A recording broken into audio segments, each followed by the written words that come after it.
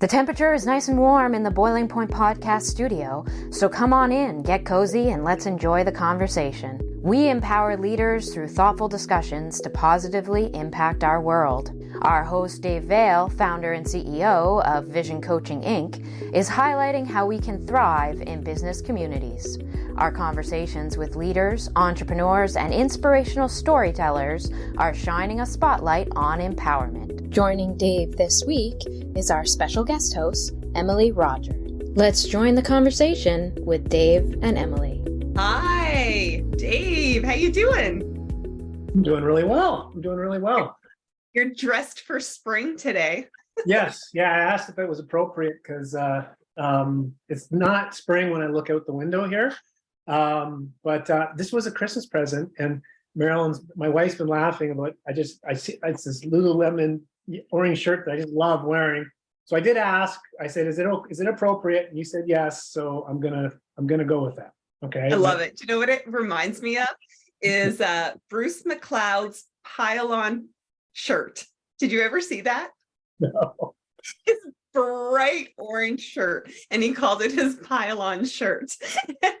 Oh, it was a golf shirt, probably, right? Was it? Yeah.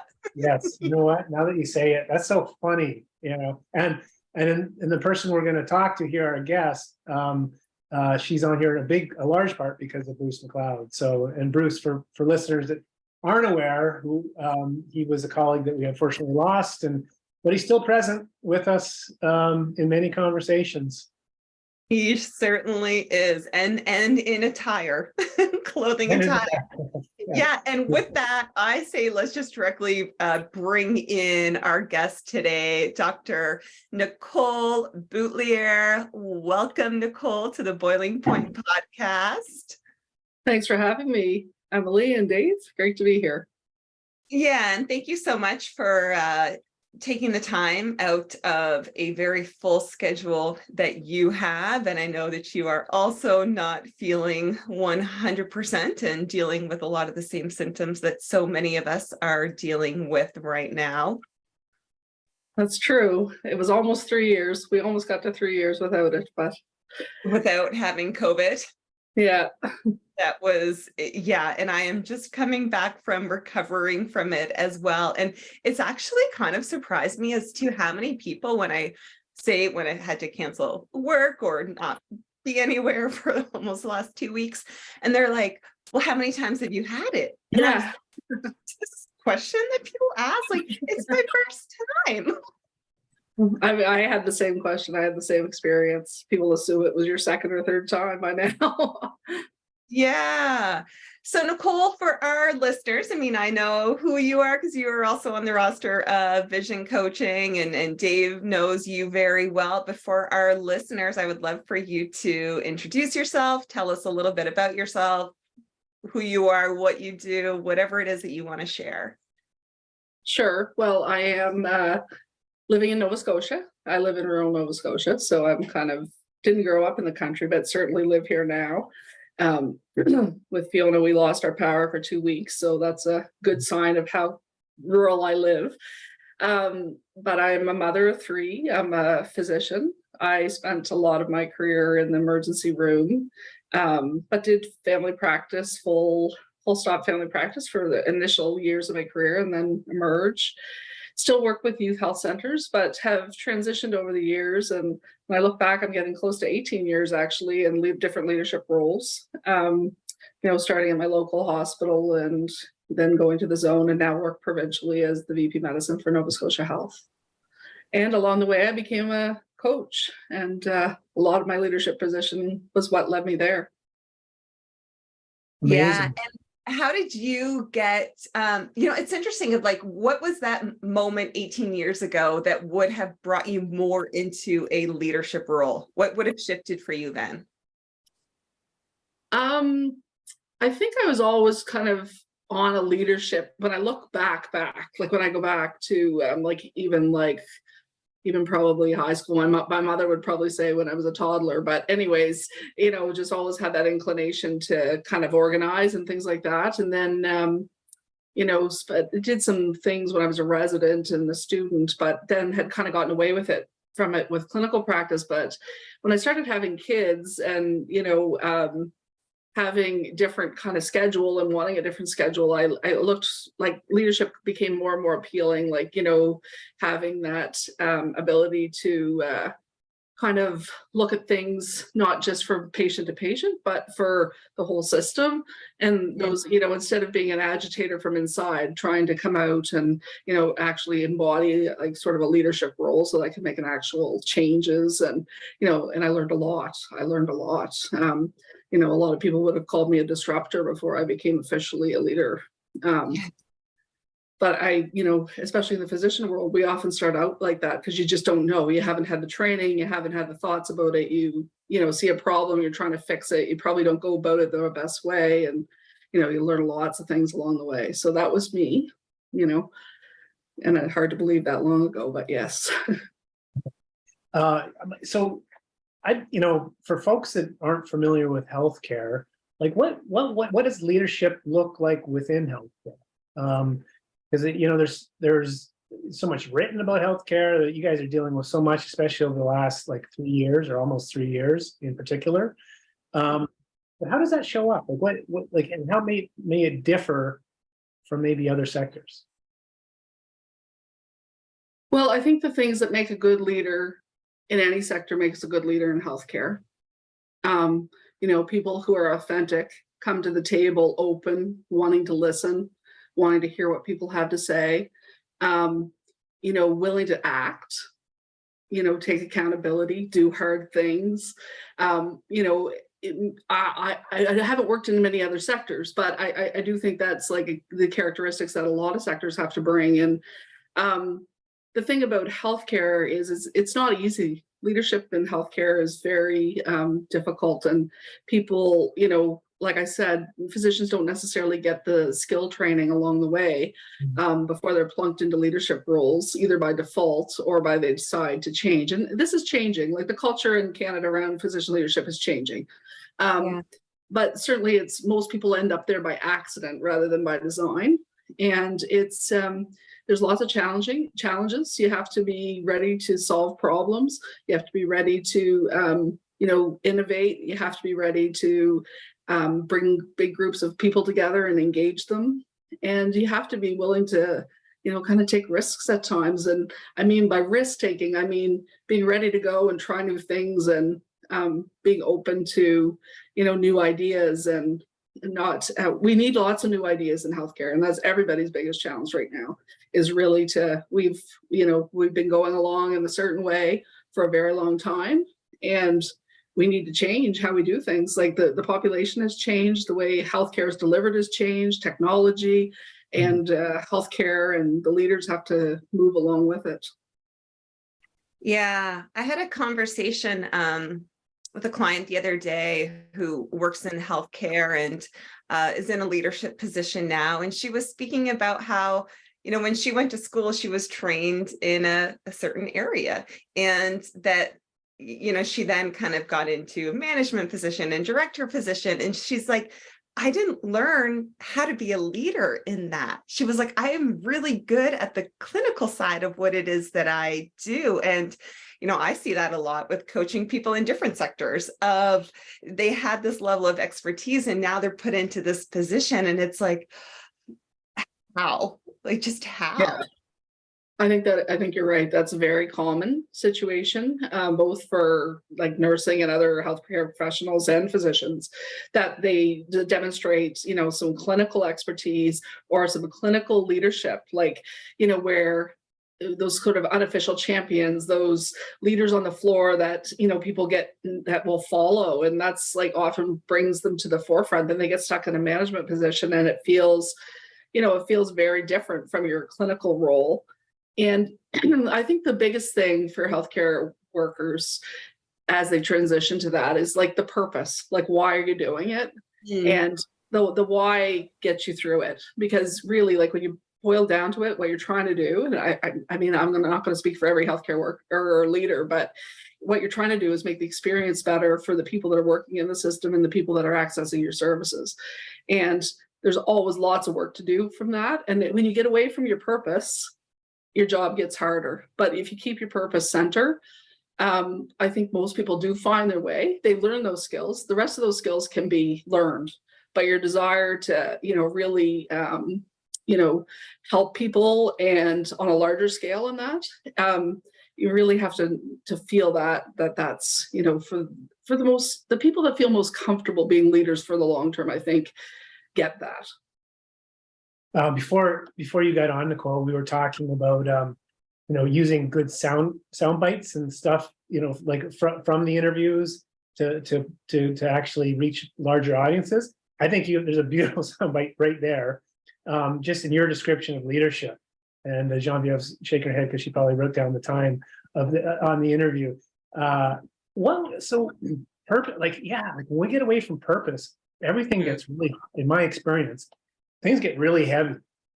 It gets hard to work through things because I find things frustrating, like in the entrepreneurial world, like dealing with CRA or whatever that thing might be. And then I have to go, oh yeah, this is why I'm doing this. This is what it's all about. So where did that, you became a physician, and then moved into healthcare, you're a practitioner and then moved into leadership.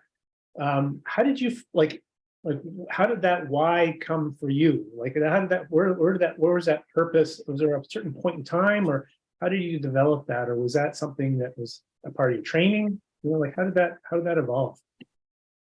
I wouldn't say it was an overly big part of my training. I think what was, when you are a physician, you're really dealing with someone right in front of you. You're trying to make a difference. You're trying to do the right thing by the patient. You're trying, and there's system issues, there's resource issues, there's all those things that are coming up around you. And I think what my main why was, I am seeing people okay, I'm making a bit of an impact, that type of thing. But to really change the way that the service is delivered, you have to get a little bit more into it. You really have to be devoted to it. I mean, we've gone through a lot of years of not a lot of investment in healthcare, not a lot of change, really stagnant, technology is way behind other industries, that type of thing. And so I think it was somebody, it might've been Carol Ann actually during coach training that said, that was persistent. And that's the kind of thing, I think that you really need to have in your back of your head, that you're just going to persist. And there's not every change that you want to see is not going to happen. But, you have, there's always lots of things that you can take, whether it's a mini project, right in your own little area, or larger scale projects. And I think I just got progressively, I've just been more and more attracted to the big system issues, trying to move the big blocks. Which would require a lot of persistence. Yes. I can only imagine. Yes, exactly. And you're speaking to Carolyn from Rural Roads Executive Coaching. Yes. Yeah. You all would have experienced me in 2004, but still have great memories of her. She's fabulous. Absolutely. Yeah.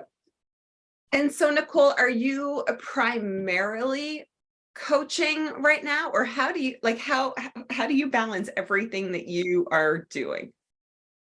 Well, I think that with coaching, I've had very good support from my CEOs, and that's actually supported me to go and get this training. And part of the piece of that is what I like to do with my team is build capacity. And I think that becoming a coach really got me out of the telling business in terms of, giving solutions and problem solving for everybody and really trying to, grow new ideas and grow new leaders and that type of thing. So that was a bit of the impetus behind it. So I try to incorporate a lot in my own day-to-day. My department actually has a coach on staff as well for physician leaders. And we're actually expanding and hiring a second one because we do have we feel like there's a lot of value, or we get lots of good comments in that. So when I looked beyond my day to day, I find coaching very rewarding, and that it's actually the opposite of what I just said, because you're going, like I went from talking about how system and moving big blocks, but to actually being in front of someone and like going through like transformation. For me, I get transformation out of it. They get transformation out of it. Somebody in their world gets transformation out of it.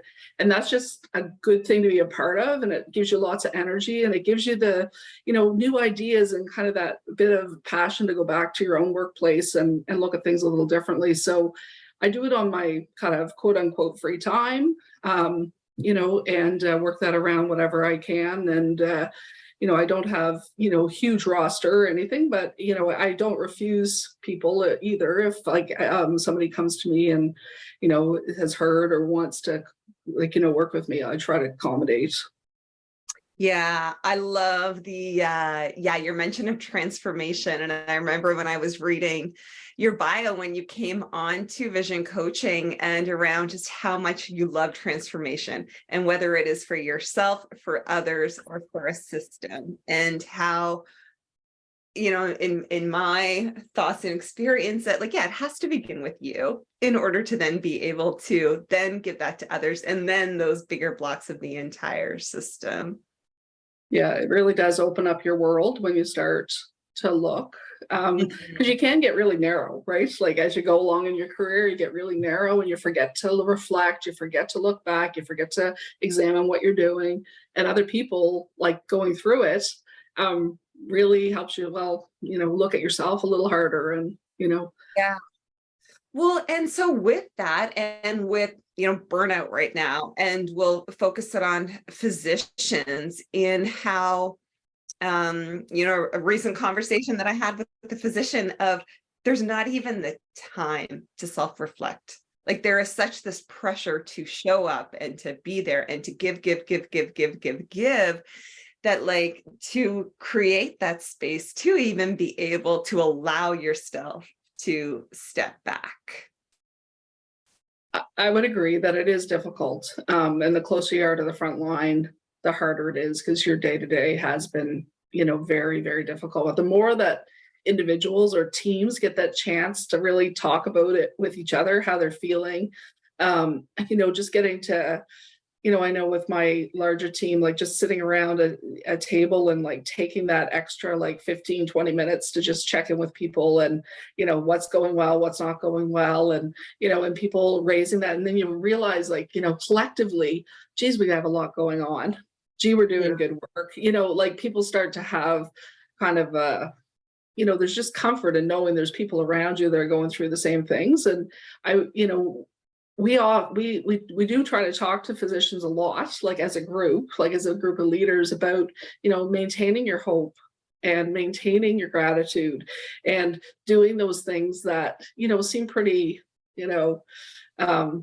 cookie cutter or whatever, but the impact that they can have on you personally when you like reconnect with yourself is so important. And, you can always say there's not time, and that's, and that, but sometimes you just have to make the time for your own self, and it might give you back time that you don't expect when you start doing it. So a lot of physicians that are suffering burnout, I believe, like, there's the system issues are the piece that really, it's not like doing more yoga or doing more things for themselves. That's a piece of it. Like people need that self-care, that piece, but they also need the system to step up and reflect what they're doing and remove red tape burden, and opening them up, like letting other practitioners practice to full scope, and and really addressing their workplace issues. That's what's really going to make the difference for physicians going forward. That's really, I think it's like very wise and excellent advice.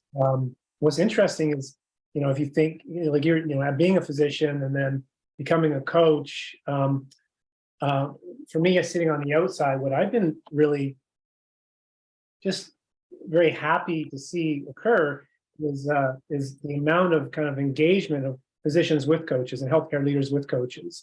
And it's completely changed. We would have, like a decade ago, kind of someone knock quietly on the door and say, hey, is there any way I can work with the coach?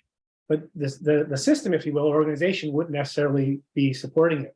So now where we're at, where we've got, like you've described in your organization, and Vision Coaching has been doing work with New Brunswick Medical Society, and had really, with physician coaching, and had really good outcomes and really good feedback and really good engagement, a great engagement, in fact. I'm kind of curious, like what shift occurred? Like what happened for this to change? Because it almost, like I felt like, and maybe it's me, but I felt like I was knocking on the door and no one was answering for a number of years.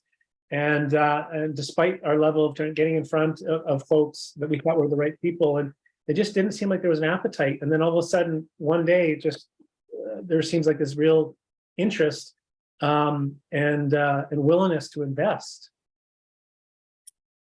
Yeah, I do think there has been a shift, certainly, like in actually even recognizing physicians formally as leaders. Like it just, like, you know, even when they were just, if they were a head of a department or a hospital, they were by their title, but it wasn't necessarily quote unquote physician leadership. And you know, the Canadian Physician Society, Leadership Society came up with a credential, like for physicians, Canadian Certified Physician Executive. And I think some of that, like recognition as physician leadership as an actual career path within medicine, has opened up the door for many things. And with coaching, I think what happens is, in my experience, it's a lot of word of mouth. You know, because somebody, like, you know, you don't necessarily have people thinking that they need it, or they don't understand what it is. And, you know, you'll say, you go and try it and see what you think. And then they're like, oh, wow, this is actually very helpful for me.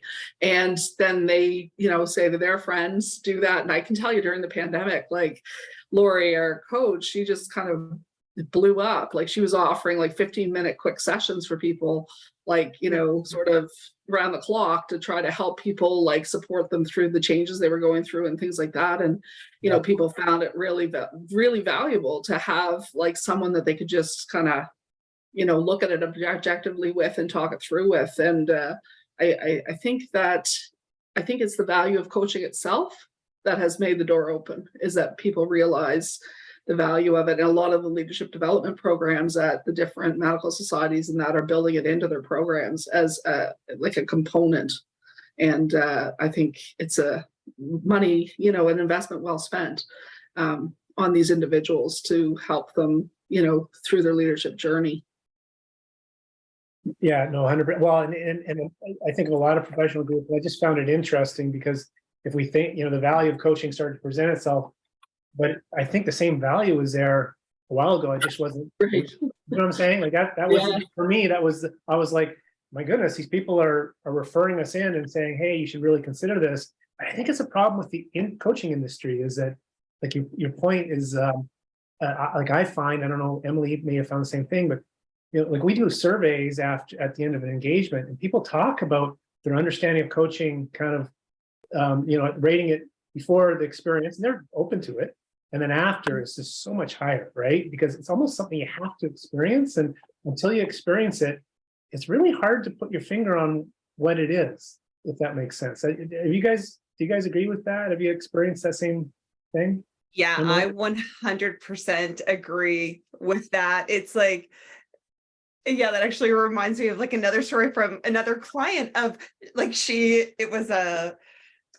I coached the husband, and then the wife was like, well, I want whatever he has had, whatever has happened over the last 6 months, like I want that. But it's like, yeah, how do you explain what that is until you experience it? And it's even for me as a coach of, I will forever still have a coach. Like I could not imagine now going through life without a coach and like trying to sort everything out. And like you said, Nicole, having that objective view and being able to like be challenged on things or see things in a different lens or a different perspective.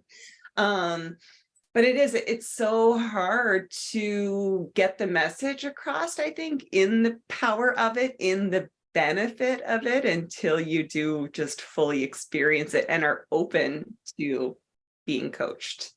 Yes. That's a key thing. Yeah, openness is huge. Openness is huge. Yeah.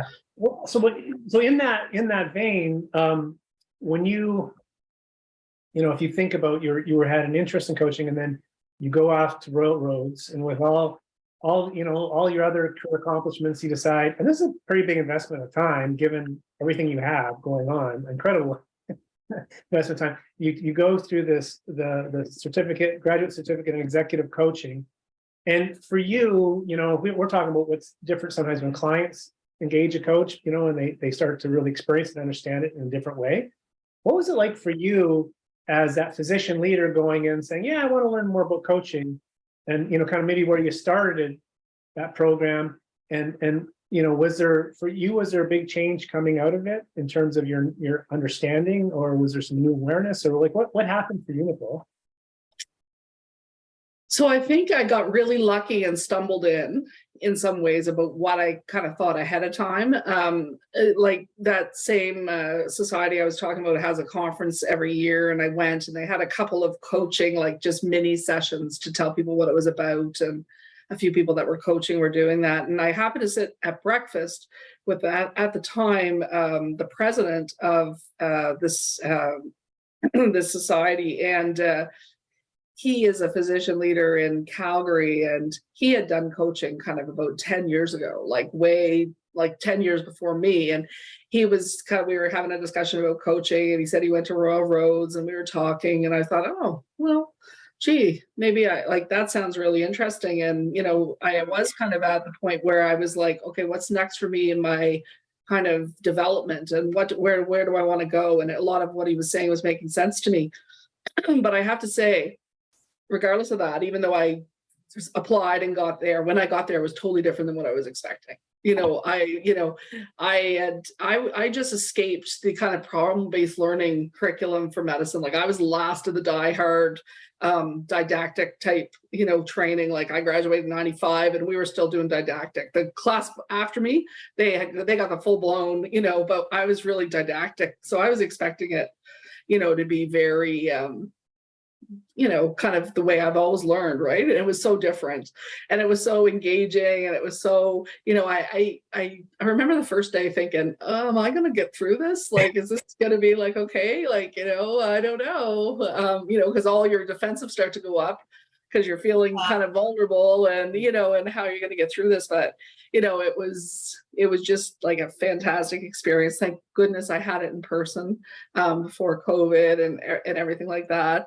And it was, it just started opening my eyes, and like it did cause me to have a look at all the things I had done and give myself credit for things, and also like look at things that I was like, that was really hard, and I really needed to get by this, and I might not have gotten by that without, kind of having a new perspective. So I felt like it really took me, giving myself a wider vision of myself, and re-engaging myself in my own, kind of just not so much my work purpose, but just my own purpose in life, and and everything about it. And it kind of, I felt like it was for me, and it was for my leadership and all that, but I got way more out of it than just, a new leadership course.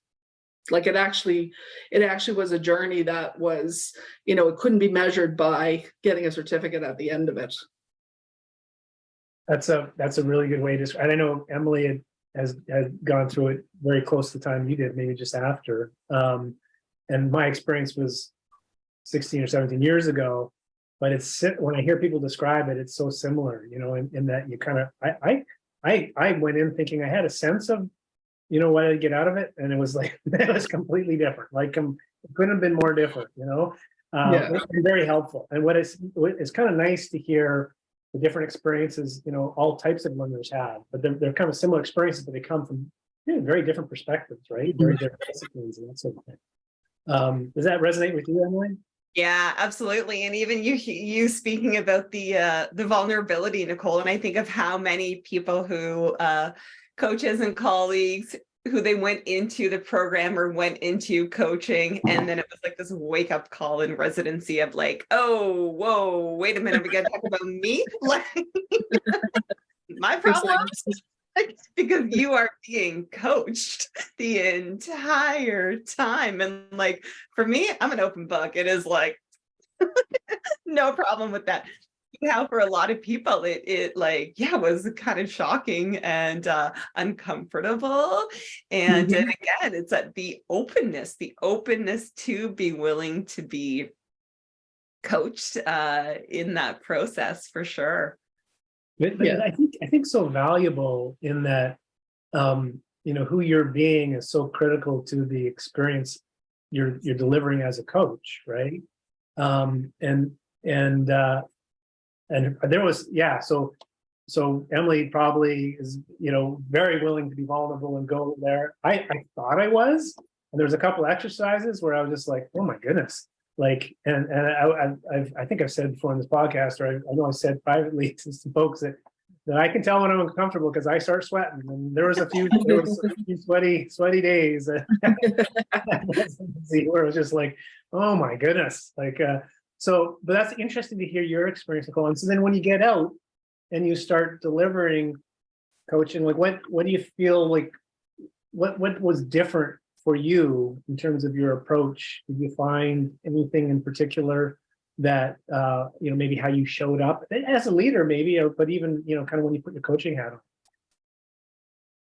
Yeah, definitely trying to ask questions and be curious and hold people capable. Like I could really take those things like very tangibly into everyday conversations, like whether even at home, like the kids will actually call me out on it. Oh, like she's coaching us now. She's not, like they'll know when I switch modes because I'm not getting anywhere with the, you must do things. So, and so I think it's changed like perspective on that, and just really like having those the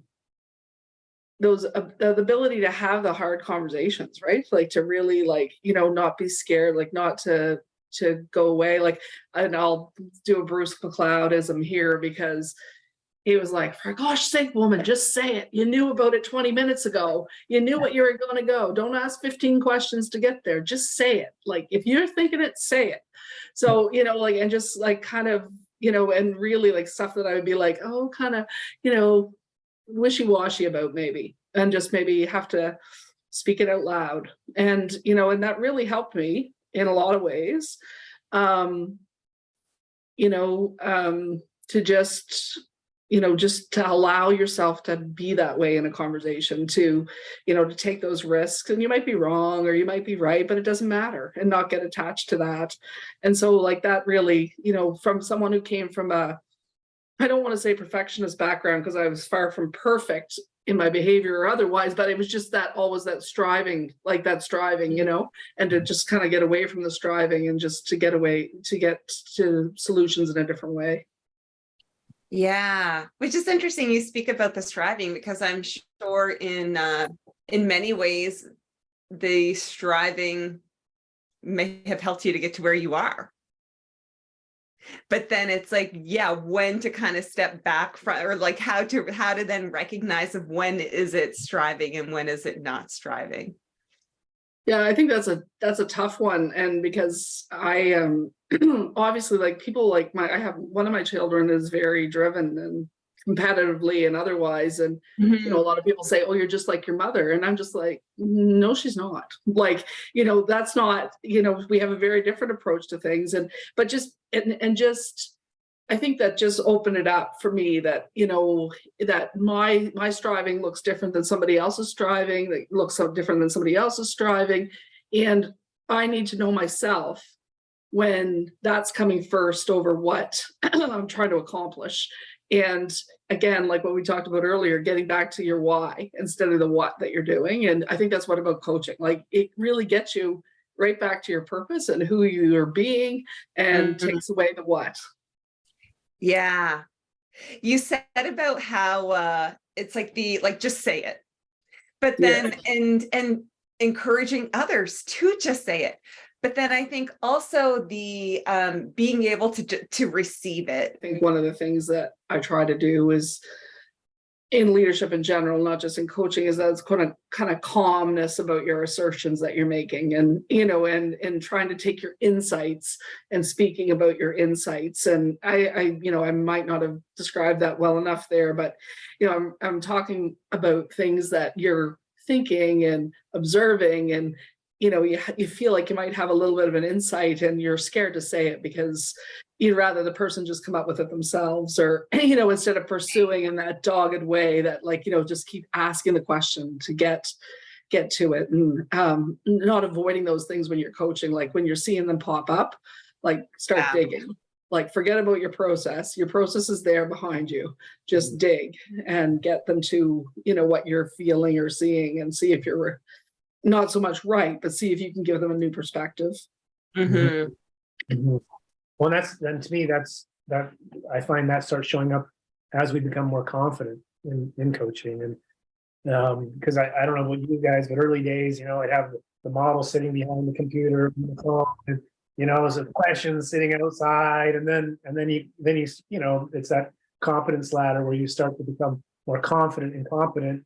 You don't need that as much, and it's such a gift, because you can because if we've set up the right type of relationship, people generally know it's coming from a good place, and it's just coming from a curiosity versus a judgment, or hopefully they do. That's what I think they want to accomplish. Wow. So 45. This time flies. Do we have any final wrap-up questions, Emily, for Nicole? I don't know about that. I mean, I would have loved. There's so many things that do we have another week to continue this? What are you doing for the next 12 hours? Yeah, no, I mean, I love to see, obviously, like, I love coaching. I love leadership. I love people learning the skill sets, people taking that time for themselves, people seeking it out. And I guess for you, it's like, what is your hope right now in the position that you are in right now? Well, there's certainly lots. I still have that in my head, that I'm there to make a system difference, and that's what I try to do. And what I really know is that you need a whole lot of people pulling in the same direction all at once to get there, and on many different levels, like from the front line through the leadership team, through different partners, and anything I can do to help people find their way in that, and to come to the tables that they have to be at, and be open and problem solving, and building their own skill sets at the same time. Like that feels like that's you don't have to do big things for it to be rewarding. And I think that's part of it. You have to take those things along the way. And every once in a while, there's some magic happens and something really clicks and you get something going that's really good. But the day-to-day can be really rewarding too. And I think that's in a lot of hard days. There's a lot of hard days in healthcare, and you got to really, remember the good ones as they come too, and make sure you celebrate them, and make sure your team celebrates it, because they do a lot of good work that never gets recognized otherwise. Yeah, the importance of acknowledgement for ourselves, for teams, for others, and just how impactful that is. Yes. Yeah. I was just gonna add, I so appreciate hearing your perspective, Nicole. And I'm kind of go back to what we were saying earlier in the conversation, is you hear a lot about the state of healthcare and what's happening. And I really hope anyone listening to this that maybe isn't familiar with people in the system hear, what you're doing and others. And it gives you confidence, because sometimes you get really worried about, what the state of healthcare is in Canada and where we're headed at, especially as we age and our parents age. And I just love that, the perspective you bring, and particularly with that coaching lens. So big kudos to you, and for being probably a shining light for a lot of people. Well, thanks. I appreciate you saying that for sure. And it is important to give the public a different perception of healthcare, because there's a lot to worry about, but there is a lot of people that show up every day just trying to do their best for the people in front of them. So I believe that every healthcare worker has that in their mind. That's how they go to work. Yeah. I think Yeah. the more exposure, on a professional level I have to healthcare leaders, the more aware I am of that. Like that's I think the part that goes almost like unnoticed and not well recognized. And so it's so, so anyone listening to this who doesn't know, people in positions of leadership within healthcare, they should know people like Nicole, and that perspective is out there. And I'm still here, like the hope is still there, which is great. Like it's been incredibly hard few years, but that's awesome to hear, because I don't know, it's not an easy thing to hold on to, given a lot of the complexity and a lot of the challenges I would expect. You're right. And I think it's the one thing that leaders have to continue to have, because that's get you up and get you going and focused. Because it's easy to despair. It's harder to hope. Yeah. Yeah. And so at the end of each episode, Nicole, Dave and I both do takeaways of what our takeaways were from today's conversation. So Dave, take it away on the takeaway. What's your takeaway? Emily she's started to give me the first takeaway, Nicole, which is nice, because I used to think she was stealing my takeaways. And that was my way of coming up with maybe not as an articulate takeaway. For me, the purpose, right? And real and that comes from anyone in any sector or any position, but really recognizing purpose. I just think of how important that must be. And I really appreciate how Nicole articulated that. And then I would say the second piece to that is her ability to accept the acknowledgement we're giving her, and not deflect it, which tells me a lot about the path she's been on. And that was a big learning for me through the Royal Roads course that we spoke of, an ability to accept acknowledgement and not deflect it. And she's just role modeling that beautifully. Yeah, that would have been a t-shirt change moment for you, Dave. Of like, oh yeah, exactly. Yeah. My backup t-shirt. Yeah. Nicole's not asking to pause the podcast and she comes back with a pink shirt on.